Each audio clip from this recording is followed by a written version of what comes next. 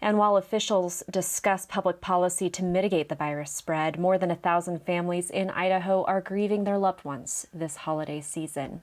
Many of them didn't have the chance to say goodbye in person, having to settle instead for video chats. In raw interviews provided by St. Luke's, nurses describe the agony of those farewells.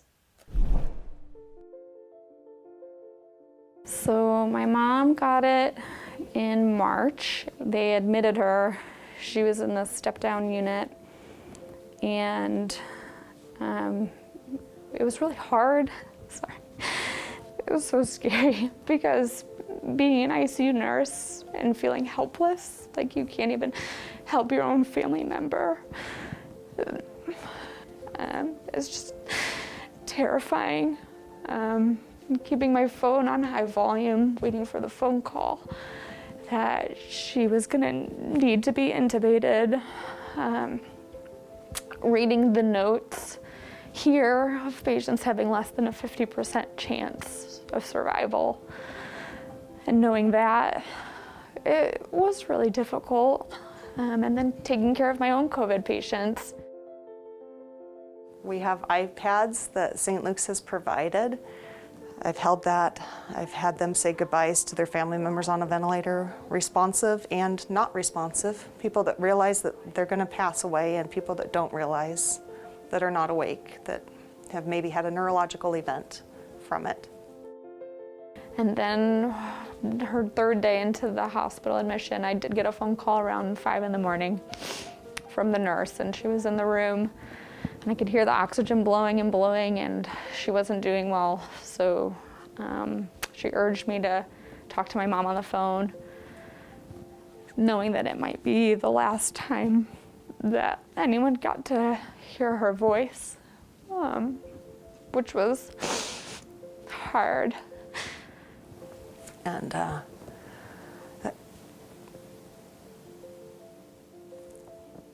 it's always hard to have a death. There is no death that's easy. I don't want to minimize that.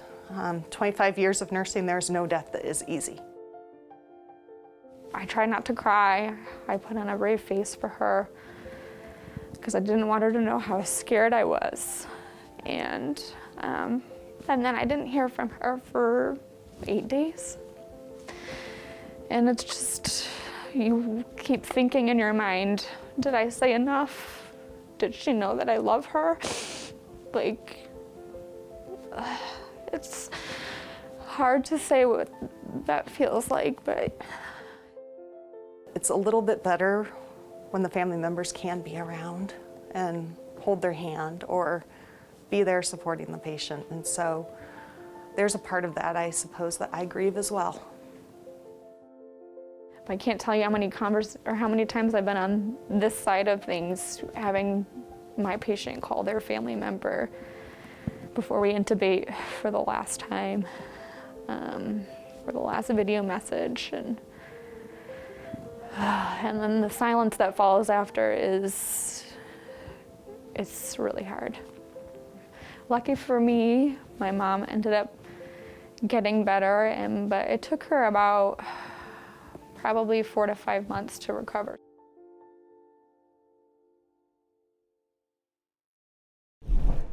And on behalf of everyone at Idaho Public Television, our sincerest condolences go to those who have lost loved ones.